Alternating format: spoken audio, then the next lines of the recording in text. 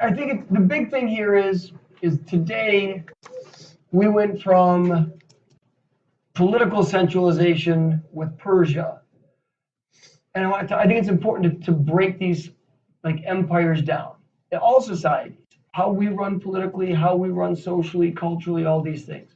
All right, and we do something called sheep in here: society, heritage, which is like culture, economics, environment, and politics. So Persia, we covered politics. With India, I want to talk about the cultural aspects, the heritage. All right. Uh, so if you look, India is going to be traditionally decentralized. These are going to be the only two centralized empires that India is going to know until it becomes its own country in like the middle 1940s, 1950s. So they're going to go about 2,000 years without really having a centralized government, anything like that. So first off, that's why these two are important, all right? And you have the Mauryan dynasty, started by Chandragupta Maurya, all right? And then you have the Gupta dynasty, all right? And that's started by Chandragupta. Two totally different people, right? But you can see 320 BCE, 375 CE. So there's like 1,000 years in between, but these don't really last very long, all right? But they're hugely important to Indian culture. So the first one, Chandragupta Maurya, founded the dynasty, and the next thing you know, dies. His son, who the rumor is that there were 99 other kids in line to be emperor before Ashoka was to be in line, and he pretty much killed them all, except for one brother who turned to a Buddhist monk and therefore was like, you don't got to kill me. I'm a Buddhist monk. I don't care. I don't want to rule. And so he's ruthless, all right, and gets to the throne, builds up this huge army, centralizes his authority, uses spies just like Persia did. Had an army that was probably 2 to 3 times bigger than the Persian army, but they never really wanted to leave India, all right? And so what happens is he is kicking butt, taking names, whooping ass, and then the next thing you know, he's at this battle and he overlooks this battlefield to where like 150,000 people have just died. And on the spot, he converts to Buddhism. Never fights another battle again, never wages war ever again. Sets out throughout his empire at this point, and now, I mean, he's got the empire, so it's not like he was like, what could have been. He's got a huge empire. But he then goes to promoting Buddhism. He goes and he plants shade trees so that people have places to relax. He puts out all these rock pillar edicts, which codify the laws so that everybody who's around can see the laws. They're written down for everybody. Supposedly, if you were to be walking through his empire, you could walk freely without fear of being robbed or hurt, anything. Like it was all of a sudden went from this very bloody society that was whooping butt to a very peaceful and prosperous society. All right. So those are his law codes there. Very centralized. Like I said, he was adamant about controlling everything. The problem was that when he died, those that followed him were not good rulers, and the Mauryan dynasty pretty much died right after him. So it's short-lived. all right, but hugely important, okay? The codification of the laws and the idea that when he converted to Buddhism, and this is kind of goes with that question, one of the big things that he did was he supported Buddhism. He made it the official religion of his empire. So now all of a sudden, India, which was predominantly Hindu, now switches and goes to Buddhism. And Buddhism now is supported. He's building temples. He's doing all these different things to support Buddhism. So it grows, it flourishes, all right? Then you have a break in here, so probably not much longer after 200 BCE, the Maurya dynasty collapses. And so from 200 to 375, India goes into what's a dark period, all right? Things are not going very well. Very decentralized politically. No one person is in charge. Everybody's kind of being ruled by local princes, and they don't really much care about anything but themselves. Okay. Then Chandragupta centralizes authority again, and this is going to be known as the golden age for Indian culture.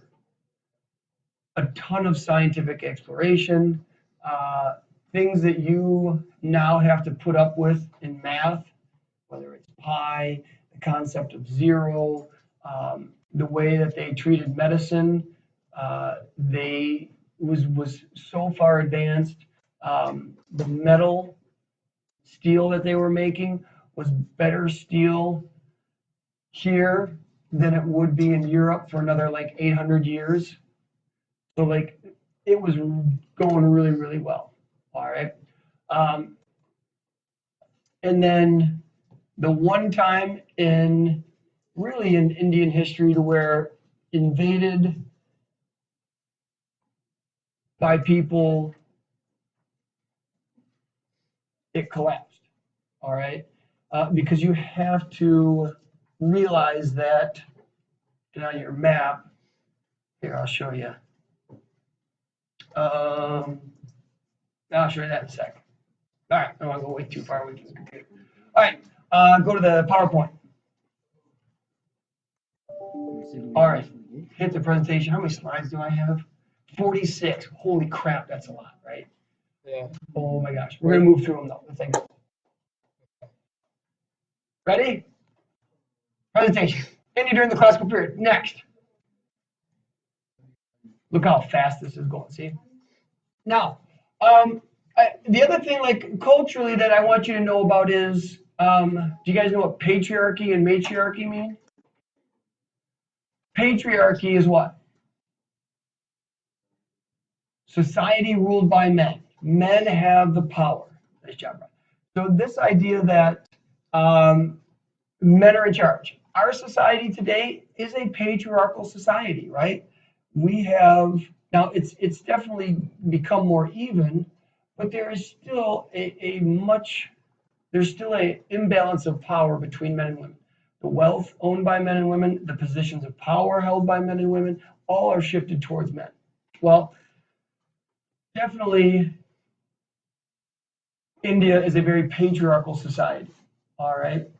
So much so that there is this practice called sati, to where a woman finds her honor through her husband, and it didn't happen a lot, but it was definitely like something that was done, was that when the husband died, and remember being Hindu, they would burn the bodies, the woman would throw herself onto the fire and die with her husband.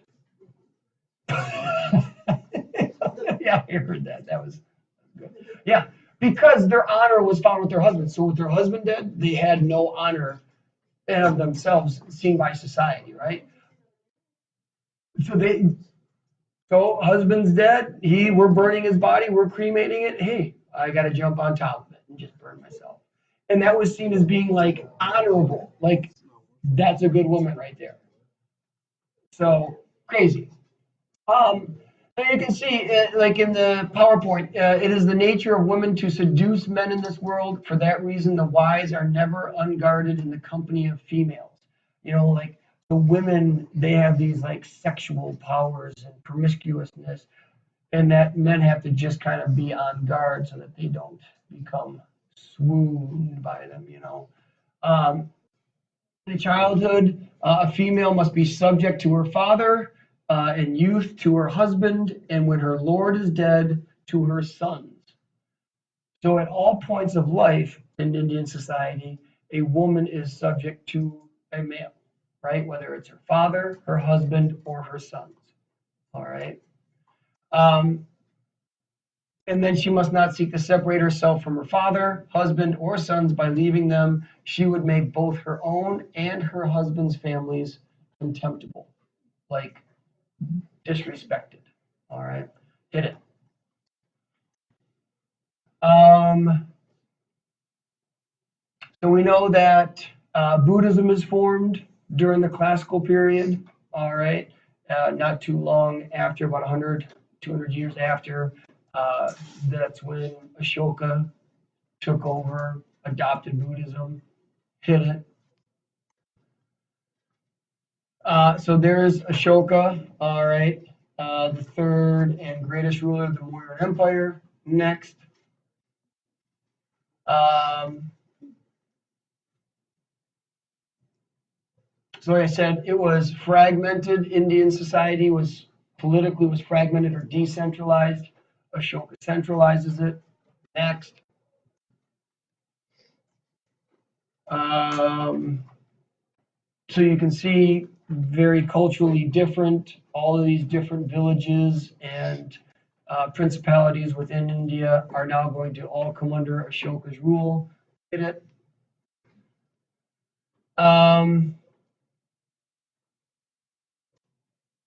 Hit it. Go back, sorry.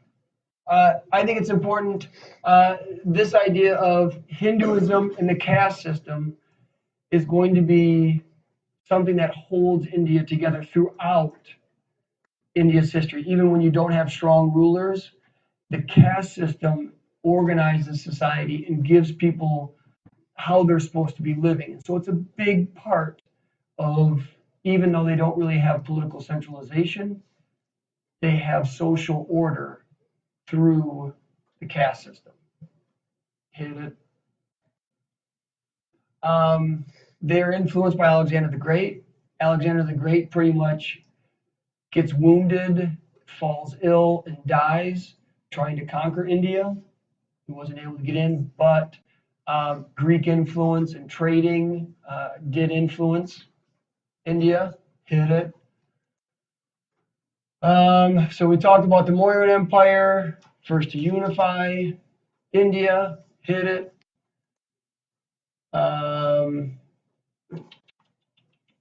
Go ahead. You can see a huge army. All right. The Mauryan Empire might have had as many as 50 million people. Remember, the Persian Empire had how many? 30 million. So, you know, almost twice as big as the Persian Empire. Next, the caste system. And again, like we just talked about, because the caste system was there, you don't have to have so much political authority because society is already being organized by the caste system. Get it?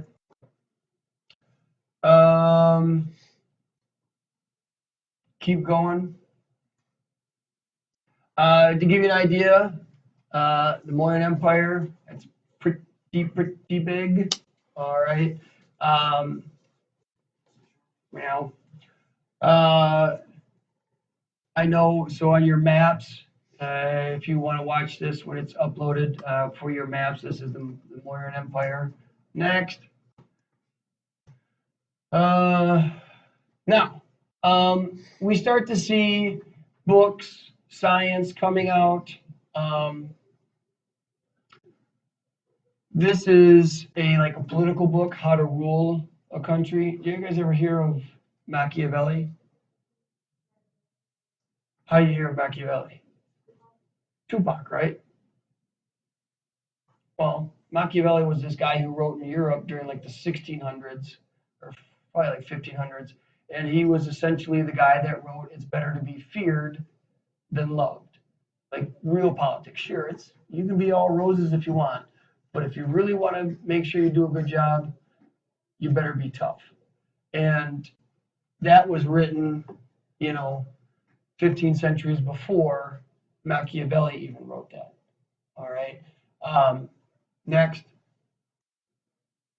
A ton of industries.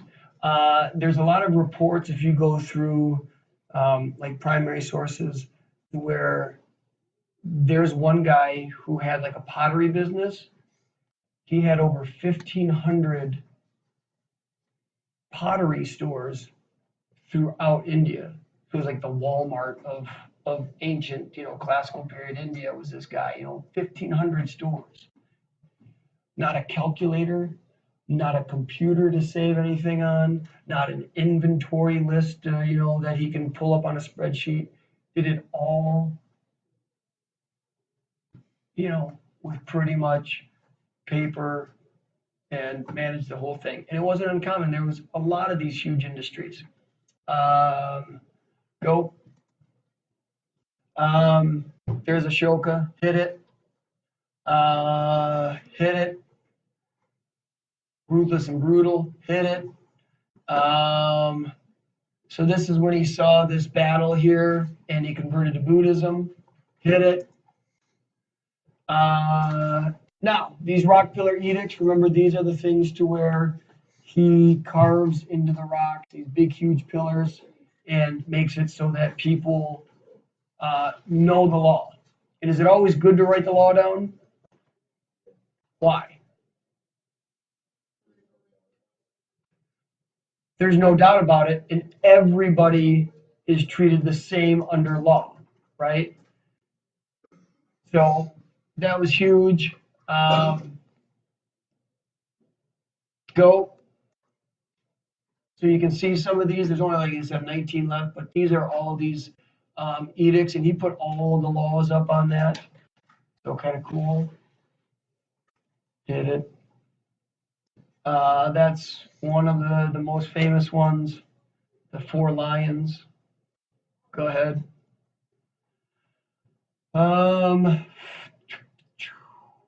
That's him supporting Buddhism. All right. Look at, he ordered the digging of wells, planting of shade trees, mile markers on the roads, rest stops on the empire, on the highways. So, a much more kind of like peaceful kind of development that occurs after he turns Buddhist. That is, remember when we said Buddha sat under the tree and meditated and then became enlightened?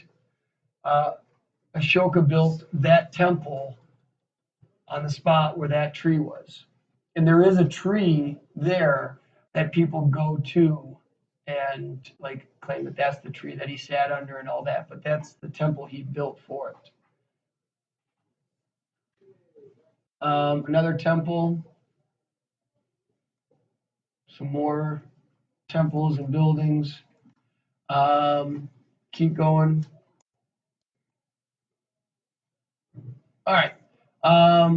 After his death, the Mauryan Empire fell to political decentralization. Go ahead. 500 years between the Mauryas and the Guptas, you see, is often known as India's dark time.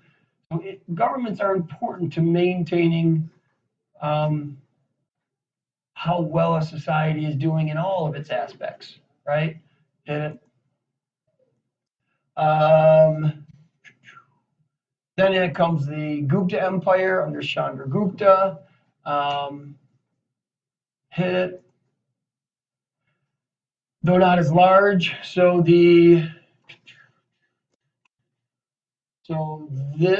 is the Gupta Empire. Then added here and then here. So it's just that part, that whole bottom southern part. makes it smaller than the Moiran Empire. Go ahead.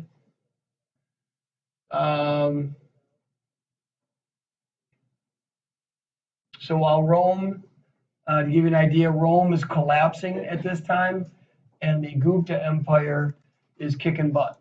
And thanks to them, we are going to have a bunch of things that go ahead.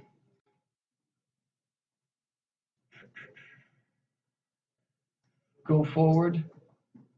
All right, so you're going to start to see a lot of the cultural aspects that were promoted. Gupta is going to convert India back to Hinduism. If it wasn't for him, India would probably be Buddhist right now. But he converted back to Hinduism, ran Buddhism out of India, and supported Hinduism. Keep going. Scientific traditional developments of mathematics, astronomy, and medicine. Keep going.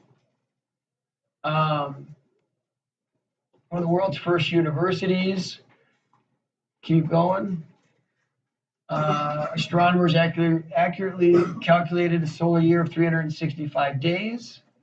The circumference of the Earth. Eclipses. All right. Developed a theory of gravity 1,300 years before Newton does. 1,200 years they developed a telescope before Galileo. Hit it. We're almost done here. Stay with me.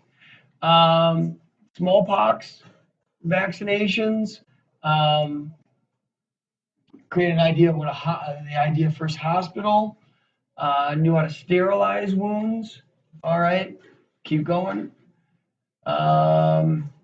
Medical practices, all in there, how to diagnose, all of that, med schools. Go ahead. The idea of pi, negative numbers, 0, all can be attributed to, so when you hear the word, like we use, what kind of numerals do we use? Arabic, right? Technically, those numerals were borrowed and learned from Indian society. The only reason why they're called Arabic is because the Europeans got them from the Arabs during that time period and thought that they had founded them, but it actually came from India. Did it? They could make steel better than Europe. Keep going. And besides for Chinese silk, India is known for its cotton, its cloth, its tapestries. That was what they were known for. Is that it? That's it. That's it. I'll see you later. Now you can't go to lunch yet, though. What?